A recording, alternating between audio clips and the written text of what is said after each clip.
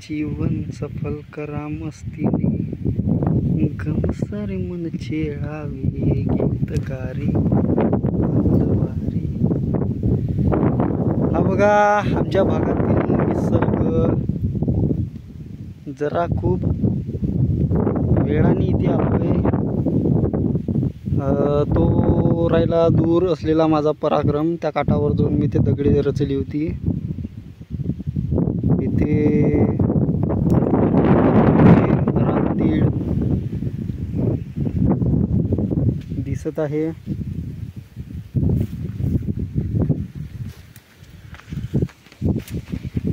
हा आहे रानातला तीळ. सेमच चव असते, जरा उष्ण असते. हा याच्यामध्ये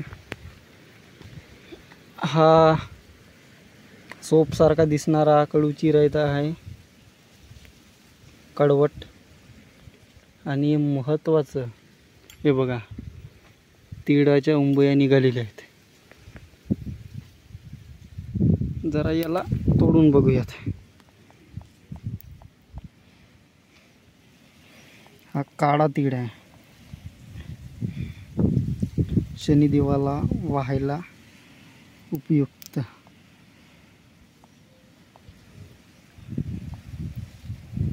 आहे. अशा प्रकारे हा काळसर रंगाचा तीळ आहे.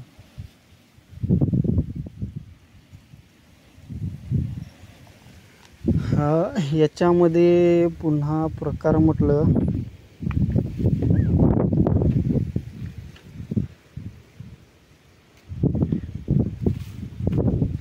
तर हा आहे पाले मारोसा गवत. याचं पूर्ण झुंबरान आहे इथे टेकडावर. तसं फारसं इथे कोणी येत नाही. मागच्या वेळेला आलो तेव्हा वाघाचे दर्शन झाले होते.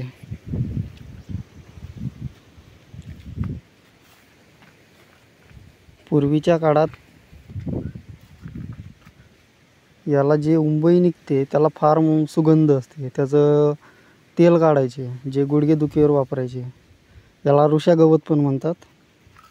आणि हा मूळता फक्त दगड कपारीमध्ये आढळतो.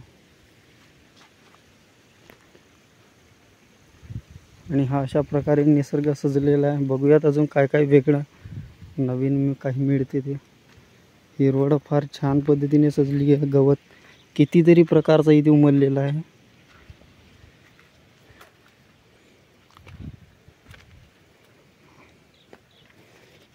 हा ॲक्च्युली याला अशी फुले येतात.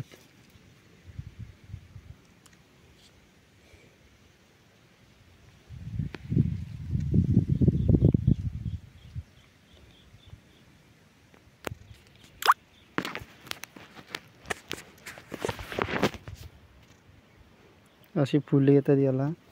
आणि दिसायला हा सोपसारखा झाड असतो.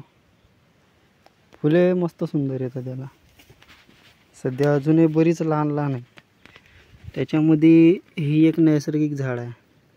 बघा कशा पद्धतीने याला फुलांचा बहर आलेला आहे. अजून याचं बीज तयार व्हायचं आहे. मी फक्त आज सूचीपत्र घेण्यासाठी आलेलो आहे. चला याचे काही फोटोग्राफ काढूयात.